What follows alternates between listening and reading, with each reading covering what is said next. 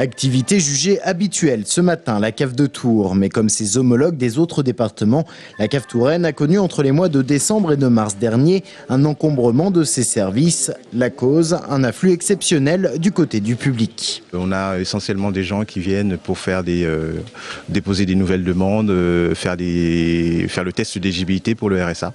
Des citoyens qui se renseignent sur de possibles aides. Résultat, plus 80% d'appels aux centrales téléphoniques depuis un an, sans compter les queues au guichet.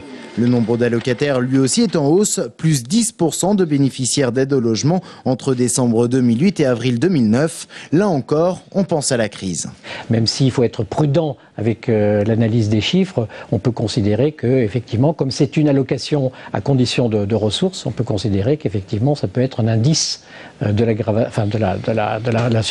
surgissement de la crise et de ses effets. Un autre facteur également mis en avant, la réorganisation du système de déclaration des droits qui aurait subi quelques bugs. Alors qu'en temps normal, on compte en moyenne 10 à 15 jours pour le traitement des dossiers, le délai ces derniers mois a pu atteindre 30 jours. Aujourd'hui, tout est rentré en ordre, mais en juin, la mise en place du RSA risque de poser quelques soucis.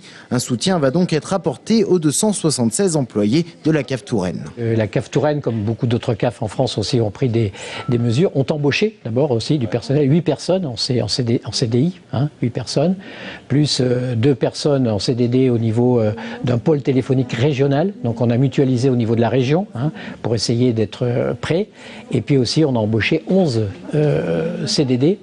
Dès le 1er juin, la mise en place du RSA devrait tripler le nombre d'allocataires de la CAF 37, faisant ainsi passer leur nombre de 8 000 à 25 000.